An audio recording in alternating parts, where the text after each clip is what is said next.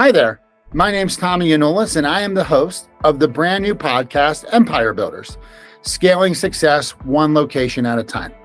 This is a podcast dedicated to talking to the founders and the current leadership of those large multi-location brands that you see every single day where you eat and shop at. And we want to find out from these guys, why this business, right? Why of all the things you could do in the world, you chose to do this? We're going to learn what their challenges were at the beginning, what almost broke them. We're going to learn what they're facing today. And as always, we're going to end the show with a wonderful war story. That's one of those stories where you go, I can't believe we got through this. It was insanity, and hopefully they always end with a nice little laugh. So I can't tell you how excited I am to bring you these interviews with these amazing guests and just stoke that entrepreneurial flame that we all have to learn what it took to kind of get where they are today and how they got successful. So thank you for joining us, and I look forward to sharing these wonderful interviews with you.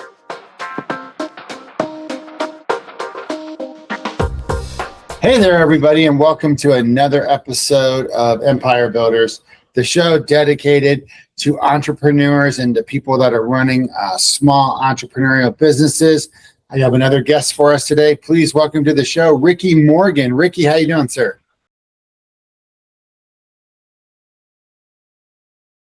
Doing great. Thank you for having me. Oh, you're very welcome. Thank you for being on the show. So, Ricky, the format of the show is we ask the same 5 questions to every guest. Question number 1 is, tell me about your business and tell me about yourself. Okay. Well, I am the franchise owner of a business called Pearce Bespoke, based out of San Francisco. The franchise itself is headquartered in Baton Rouge. I'm the first California franchisee of this business, and we are a 100% mobile custom suit and tailoring company. So meaning that we don't have a storefront. We come directly to our clients. We kind of take the hassle out of coming between certain hours, certain times of the day, and we try to make it ourselves as successful as possible.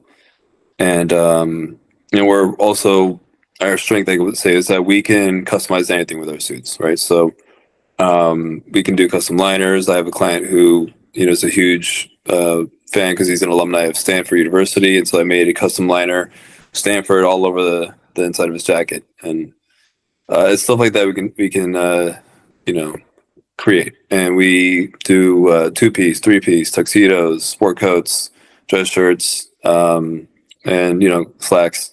And we are getting ready to release our women's line as well as a more casual line of clothing as well.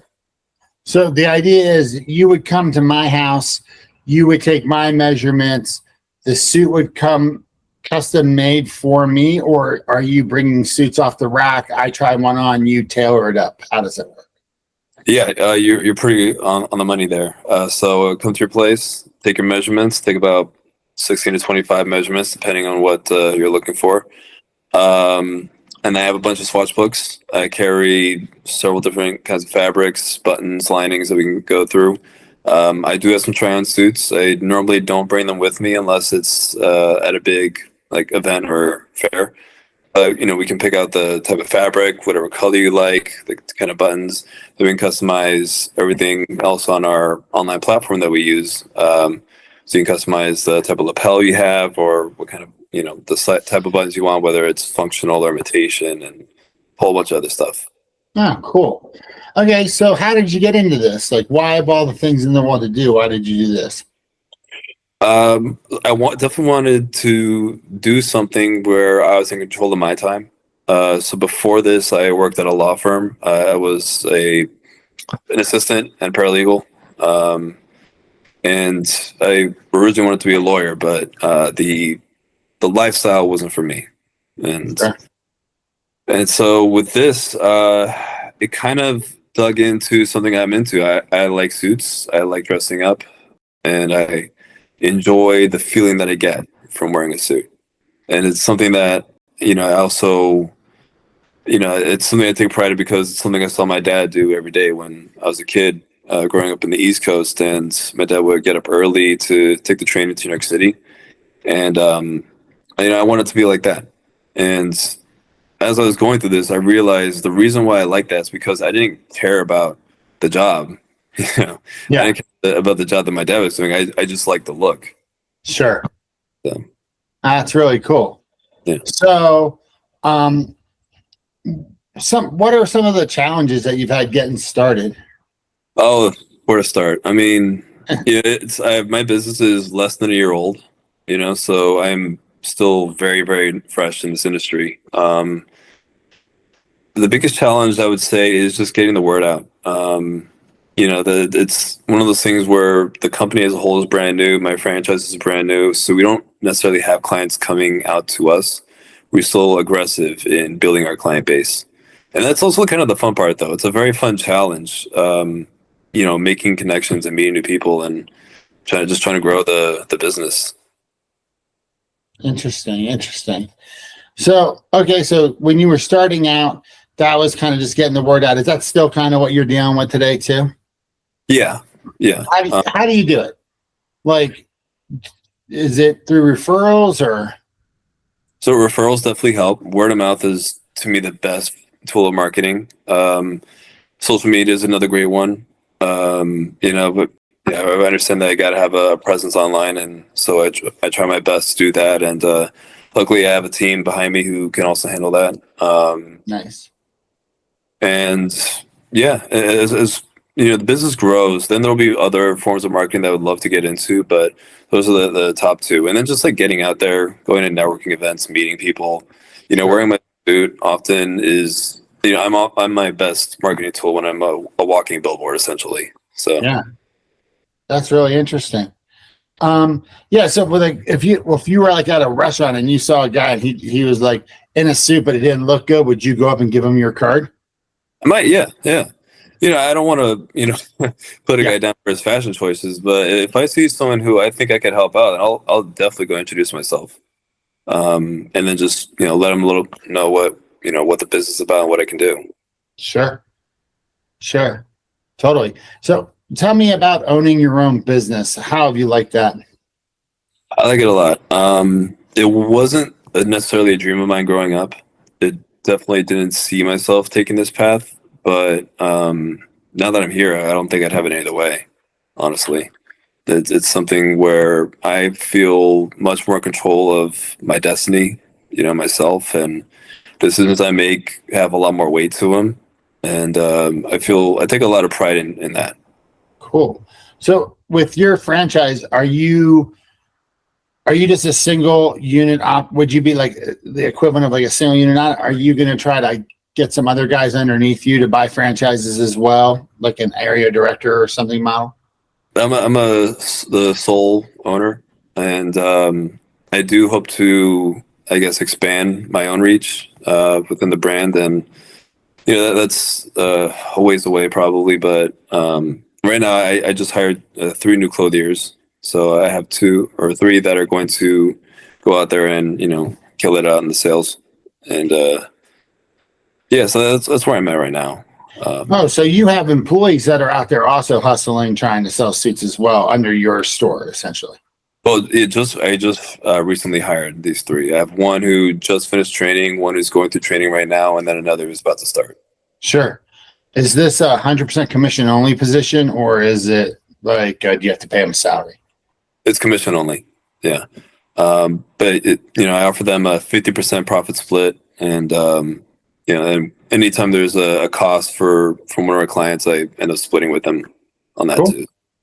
That's awesome. So you're giving them a leg up. Yeah, yeah, because I want them to succeed, so I gotta provide support where I can. Sure. Is San Francisco a suit wearing town? Uh, yes and no. San Francisco is a very, very casual city. But that said, like any other city, there's plenty of people who wear it for work.